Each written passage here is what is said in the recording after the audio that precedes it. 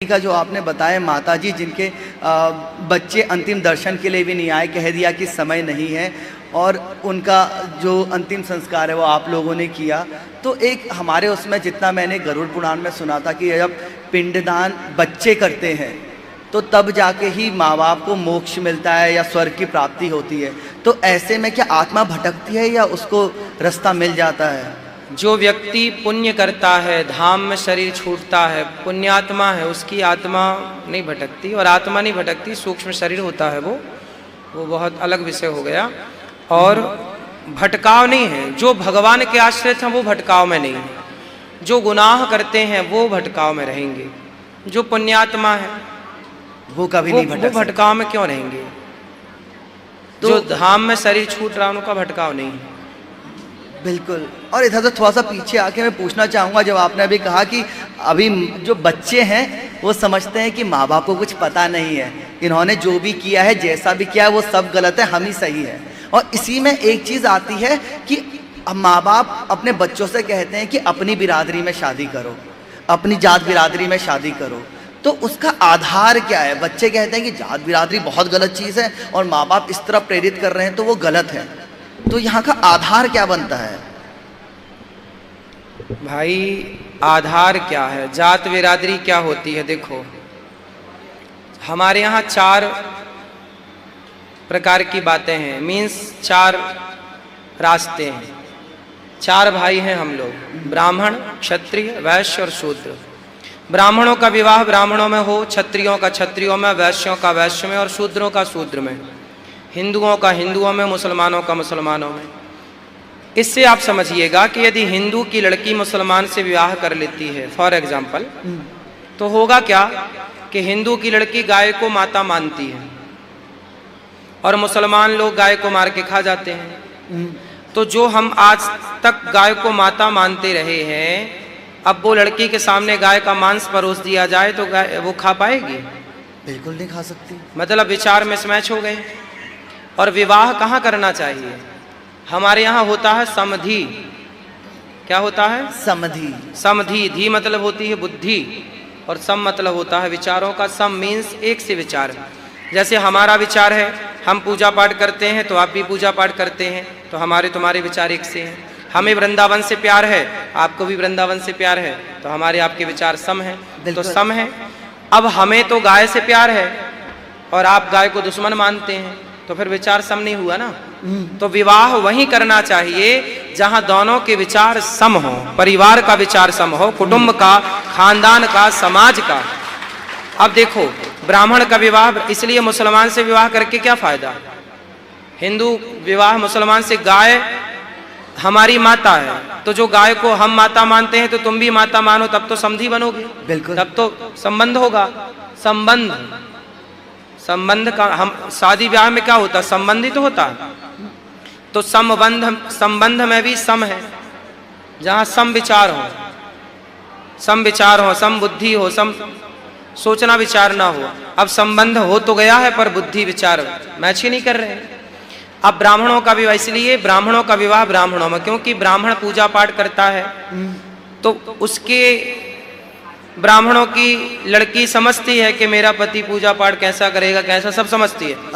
क्षत्रियों की लड़की, उसका पिता, उसका भाई तलवार चलाता है, तो क्षत्रियों को क्षत्राणी ठीक रहती है। क्षत्रियों लोग क्षत्रियाणियों से ब्याह करें, क्योंकि उसके घर में भी तलवार का काम था, उसके घर में भी तलवार का काम है।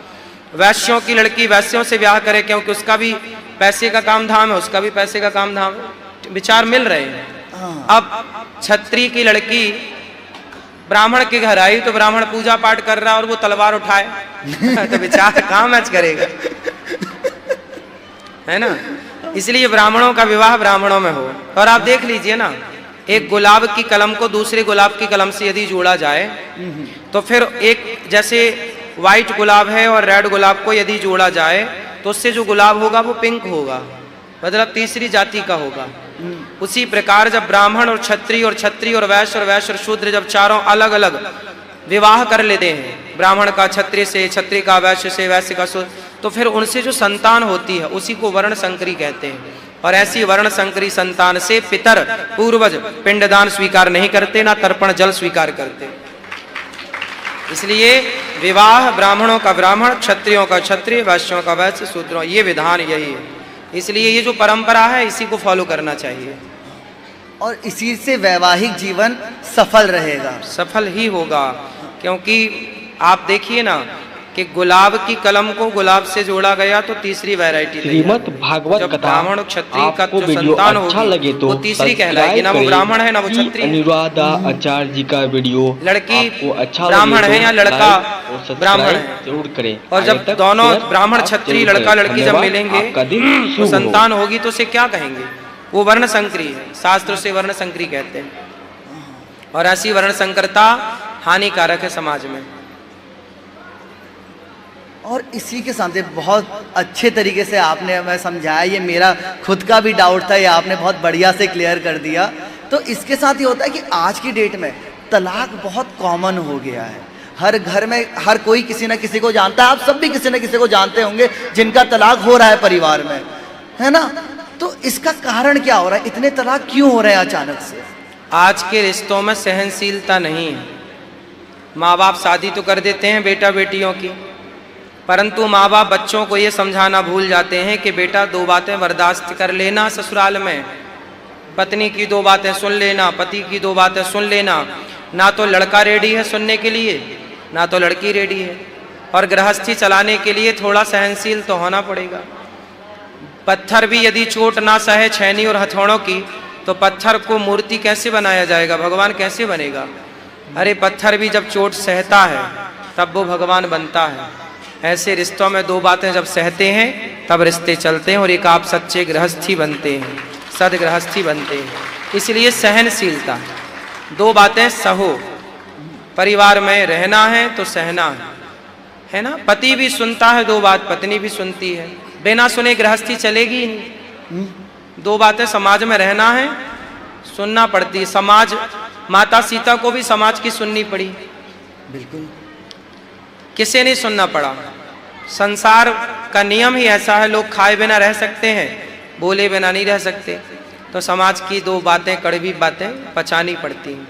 हम इतना पचा लेते हैं, दाल चावल सब्जी रोटी, थोड़ा बातों को भी पचाएं।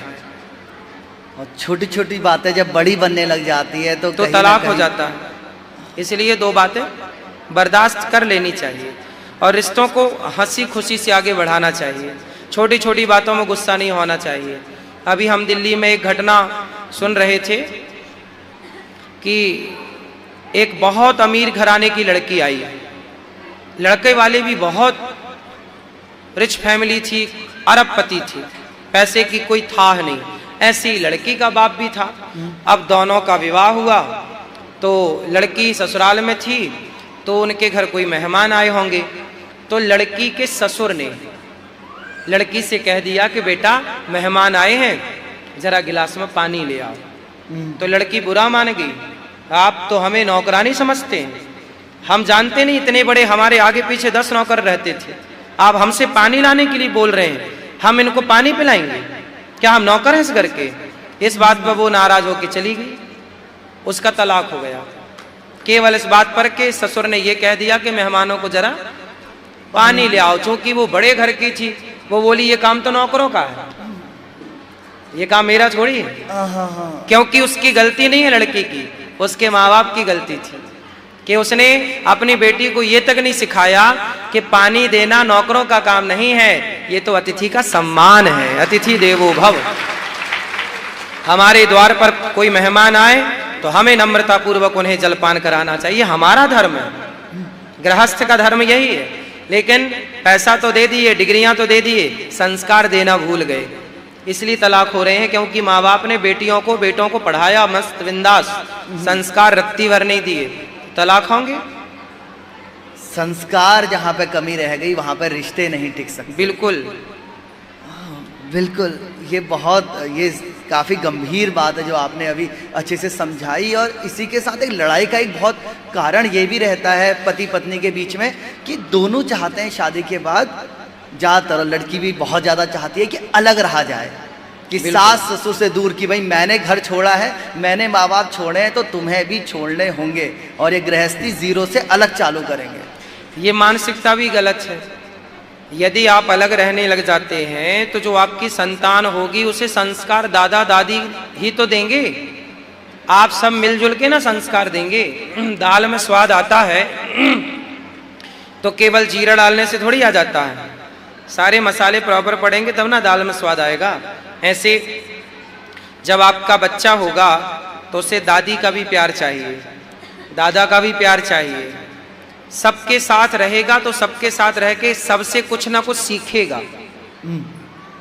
अब आजकल दादा दादी है ही नहीं, क्योंकि बच्चे शादी के बाद अलग हो जाते हैं, तो बच्चों को दादा दादी का प्यार मिलता ही नहीं है, संस्कार मिलते ही नहीं, तो बच्चे फिर संस्कारहीन हो जाते हैं। शिक्षा तो होगी, संस्कार नहीं होगा। और बिना संस्कार की शिक्षा वैसी है जैसे बिना चाशनी की जलेबी, स्वाद ही नहीं। बिना चाशनी की जलेबी, चाशनी में मत डुबाओ और डायरेक्ट जलेबी खाओ बिना चाशनी की, तो बिना स्वाद की है वो। ऐसे ही बिना संस्कार की शिक्षा बिना चाशनी की जलेबी जैसी है। इसलिए जरूरत है कि हम अपने जो संयुक्त परिवार होता है, भाई है, बहन है, भाई है, छोटा भाई, बड़ा भाई, माँ, पिता, एक साथ बैठ के जब हम खाते हैं, हंसते हैं, मिलते, आज की कथा में सब कुछ हमने विस्तार से कहा कि संयुक्त परिवार होना चाहिए। जहाँ सुमति तहाँ संपत्ति नाना। आजकल लोगों के पास डिग्रियां बड़ी बड़ी हैं पर उनके पास समय अपने भाई के लिए नहीं है। अपने आजकल ना पैसों की कीमत है, इंसानों की कीमत नहीं है। समस्या ये है, जबकि पहले के दौर में पैसे से ज्यादा लोग इंसानों को कीमती मानते थे। हमारी माँ कीमती है, पिता, पहले माँ बाप अनमोल होते थे। आजकल बच्चे माँ बाप का कोई सम्मान ही नहीं कर रहे। पहले रिश्ते अनमोल होते थे, पहले रिश्तों के लिए सब होता था। भाई राम जी वनवास क्यों गए? आपका दिन इसलिए कि मेरा भाई यदि अयोध्या की संपत्ति पाकर खुश है, मेरी माँ कैकेयी यदि मुझे वनवास भेजकर खुश रहती है और मेरा भाई यदि खुश है तो इनकी खुशी में मैं क्यों बीच में बाधा बनूं, मैं चला जाऊं। तो राम ने अपने भाई और अपनी माँ की खुशी के लिए अयोध्या का सिंहासन त्याग दिया, छोड़ दिया। पहले परिवार की खुशी के लिए छोड़ा जाता था और आज परिवार यदि ना माने प्यार मोहब्बत से तो लोग जेल भेज देते हैं। पर भाई को, भाई आज कोर्ट कचहरी में सबसे ज्यादा केस भाइयों के हैं, एक दूसरे से लड़े जा रहे हैं क्योंकि संस्कार नहीं है। वो राम और भरत वाला संस्कार समाप्त हो गया। विभीषण और सुग्रीव वाला बचा है, विभीषण रावण सुग्रीव वाला बचा है। इसलिए भाई राम और भरत जैसे होने चाहिए और ये तब होगा जब वो गीता पढ़ेंगे और रामचरितमानस पढ़ेंगे। अब कोई पढ़ते ही नहीं है तो संस्कार आएंगे कहाँ से? पहले लोग परिवार के लिए सुख त्याग देते थे, आज सुख के लिए परिवार त्याग दे रहे हैं। बिल्कुल बिल्कुल। और जैसे आपने अभी राम जी का वर्णन किया, राम जी के चरित्र का, तो एक राम जी कई बार ये कहा जाता है, ये सवाल उठता है कि जिस टाइम पे राम जी के सीता जी के चरित्र पे उंगली उठाई गई तो राम जी ने भी उनके साथ ये पूरे राज का त्याग क्यों नहीं कर दिया? लक्ष्मण जी थे, उधर भरत जी थे, शत्रुघ्न जी थे, तो वो राज्य संभाल लेते, उन्होंने त्याग क्यों नहीं किया?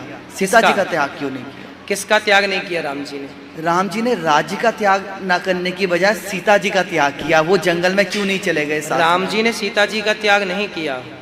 पूरी बात आप समझेंगे तो आप जानेंगे। प्लीज समझाइए। राम जी ने सीता जी का त्याग नहीं किया। राम जी को सीता का त्याग करना होता तो रावण के घर से आई थी तभी कर दिया होता। तो राम जी ने थोड़ी किया। राम थे उस समय राजा। राम कौन थे? राजा। और भरत जी राजा बनने को तैयार थे नहीं। राम के हो बनना चाहते तो तभी बन जाते जब कैकेयी माँ ने बनवाया था पूरा प्रोग्राम। भरत जी तो राजा बनते नहीं, लक्ष्मण जी भी राजा नहीं बनते और शत्रुघ्न जी तो राजा बनते ही नहीं। ये तीनों अपनी मर्जी से राजा नहीं। अच्छा, राम जी राजा थे और सीता माँ पर आरोप लग गया कि ये तो रावण के यहाँ रहकर आई हैं। तो अब राम जी क्या करते? यदि प्रजा उसको मरवा देते राम जी, जिसने ये कहा कि सीता गलत है, यदि राम जी उसको मरवा देते, राम जी राजा हैं, मृत्युदंड दे देते, तुमने मेरी पत्नी को क्यों ऐसा कहा? लेकिन यदि मृत्युदंड देते तो लोग क्या कहते? अच्छा, इनकी पत्नी गलत होगी इसलिए तो मरवा दिया। फिर वो आरोप सिद्ध, अभी तो राम सीता मैया पे आरोप लगा था, फिर वो आरोप सिद्ध हो जाता। इसलिए राम जी ने प्रजा की बात मानी। प्रजा, राजा कौन सा अच्छा, आप बताइए कौन सा राजा अच्छा होता है, जो परिवार की सुने वो या जो प्रजा की सुने वो? ये तो आपने धृतराष्ट्र और राम जी के बीच का फर्क बोल दिया, जो प्रजा की सुने वो। प्रजा की जो सुने वो अच्छा राजा है। बिल्कुल। तो राम जी ने प्रजा की ही तो सुनी। प्रजा की इच्छा थी कि सीता माँ दोषी है तो इन्हें हटाया जाए। अच्छा, राम जी को पता था कि सीता का दोष कुछ भी नहीं है, पवित्र है। सीता जी चाहती तो तुरंत अग्नि परीक्षा दे देती, लेकिन उस समय अग्नि परीक्षा देती तो सीता माँ के गर्भ में 2 बच्चे थे, माता गर्भवती थी।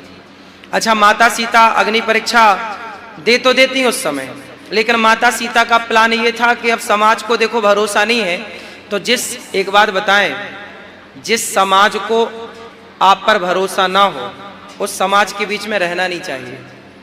आप अपने को साबित कर दो कि हम सही हैं, पर अब ये समाज रहने योग्य नहीं है, क्योंकि यहाँ पे भरोसा। तो सीता माँ पर भरोसा, सीता माँ पर उंगली उठी है ना, तो सीता माँ का अंतिम निर्णय ये था कि मैं अपनी पवित्रता का प्रमाण तो दूंगी, लेकिन फिर यहाँ रहूंगी नहीं।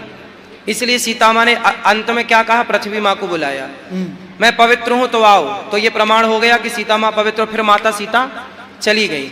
यदि फर्स्ट पर ही चली जाती, पहली चली जाती, तो लव कुश भी चले जाते, फिर राम का वंश कैसे चलता। इसलिए उस समय का सही डिसीजन था। सीता माँ ने खुद कहा था राम जी से कि मुझे अपने बच्चों को वाल्मीकि जी के आश्रम में, मतलब संतों के आश्रम में जन्म देना है। इसलिए सीता मैया वाल्मीकि जी के आश्रम में चली गई। राम जी ने छोड़ा नहीं, वाल्मीकि जी के आश्रम में पहुंचाया। माता सीता की खुद की इच्छा थी, ये वाल्मीकि रामायण में लिखा है। माता सीता ने खुद कहा था कि हमें अपने बच्चों को संतों के बीच में जन्म देना है, ताकि संतों वाले संस्कार बच्चे को प्राप्त हो। सहयोग करे। तो छोड़ा नहीं था। जो लोग कहते हैं राम जी ने छोड़ दिया, छोड़ा कहाँ था, वाल्मीकि जी एक आश्रम में पहुंचाया था। आगे तक और ज्यादा वाल्मीकि जी ने वहां देख रेख और बच्चों को संस्कार दिया। सीता माँ को पता था कि ये संत अच्छे हैं, ये संस्कार देंगे, दिया।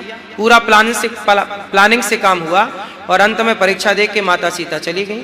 तो राम का दोष नहीं था, प्रजा चाहती थी। तो राम तो राजा थे और राजा का धर्म है प्रजा की सुनना। नहीं सुनते तो लोग कहते मनमाना राजा है। इसलिए राम ने तो वही किया जो एक राजा को करना चाहिए, राजधर्म था वो। तो जिसको हम कथा में खूब विस्तार से कहते हैं, ये सब बहुत बड़ा प्रसंग है।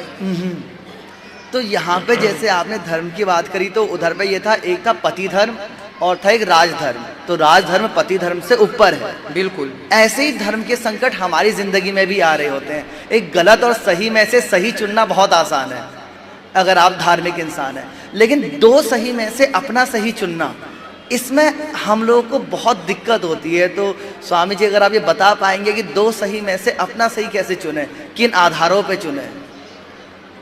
इसी के लिए सत्संग करना चाहिए। इसी के लिए पूरी भगवद गीता, पूरा राम ने जो जो डिसीजन लिया, भगवान श्री कृष्ण ने जो जो निर्णय लिए, ये सारे निर्णय को आपको जानकारी रखो इनकी, कि उस समय राम ने क्या डिसीजन लिए, कृष्ण ने क्या डिसीजन लिए। तो उस निर्णय को आप अपने ऊपर चरितार्थ कर लीजिए। आप कोई ऐसी सिचुएशन बताइए तो फिर मैं उसका एग्जाम्पल देके तुरंत समझाऊं।